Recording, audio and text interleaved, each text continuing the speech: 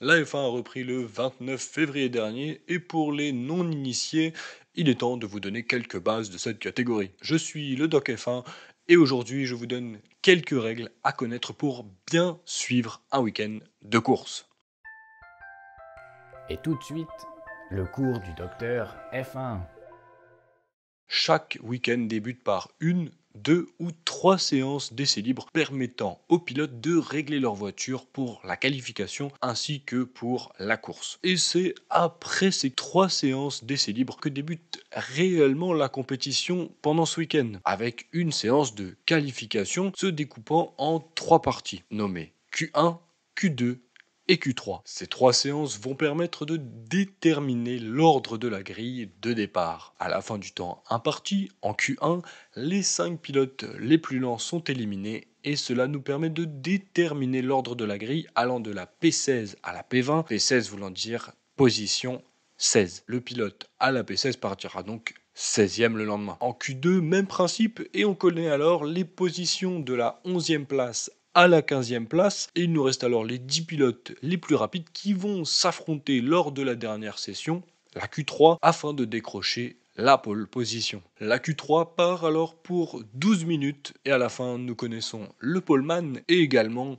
l'ordre de la grille pour les 10 premiers. Lors de cette séance, les pilotes possèdent 5 jeux de pneus 9 qu'ils peuvent changer comme bon leur semble. Rien ne leur interdit de remplir également leur réservoir, mais il faut prendre en compte que c'est une perte de temps énorme et que les sessions ne sont pas si longues que ça. Attention, petite subtilité lors de la Q1, lorsque la voiture sort pour la première fois lors du début de la séance de qualification, il est alors interdit de modifier les réglages, que ce soit pour la course ou pour le reste de la qualification. D'où l'intérêt de se donner à 100% pendant les essais pour trouver les meilleurs réglages possibles pour la qualification et pour la course. Maintenant que l'on connaît l'ordre de la grille et que les qualifications sont terminées, on va pouvoir parler de la course, dernière séance du week-end. Comme la distance des circuits varie, il est fréquent que les courses n'aient pas le même nombre de tours. Afin d'avoir une certaine équité, la règle dit que le Grand Prix doit permettre de parcourir une distance comprise entre 305 et 310 km, sauf pour Monaco où les 78 tours ne permettent de parcourir que 260 km. Pourquoi cette exception?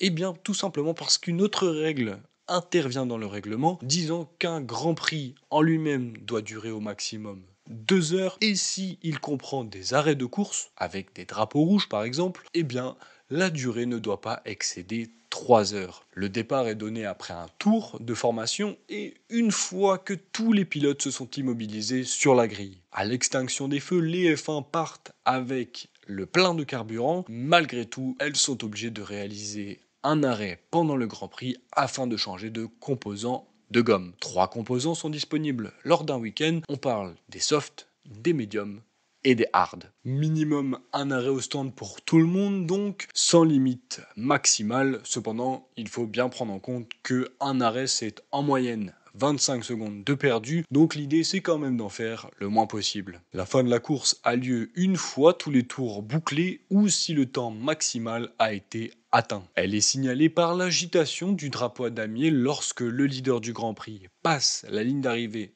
une dernière fois, et à ce moment-là, tous les pilotes doivent terminer leur tour afin de terminer leur Grand Prix, peu importe combien de tours ils ont réalisé dans cette course. On procède à un tour de décélération, tour dans lequel les pilotes vont saluer la foule, mais surtout chercher à alourdir leur voiture, par exemple en roulant dans les boulettes de gomme en dehors de la trajectoire. Cela va vous permettre d'atteindre un poids minimal, évitant une pénalité, et ils vont également économiser leur dernière goutte d'essence car il est important d'avoir minimum 1 litre de carburant dans le réservoir sous peine de disqualification. Ce sont les deux règles nécessaires à respecter afin de valider sa position en fin de Grand Prix. Une fois le classement validé, les 10 premiers pilotes marquent alors des points allant de 1 à 25 points pour le vainqueur du Grand Prix, auquel on peut ajouter un point pour le pilote ayant réalisé le meilleur tour si et seulement si il se trouve dans les 10 premiers.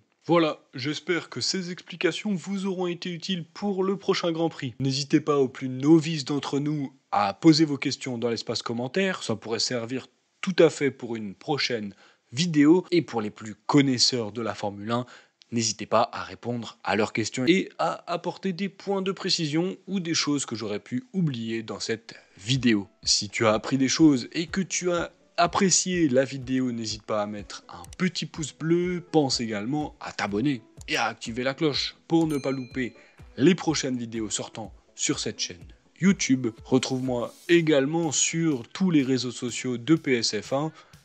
C'était le doc F1 et comme dit PSF1, à droite et à gauche, tu trouveras d'autres vidéos à voir ou à revoir. Et moi, je te dis au revoir et à la prochaine.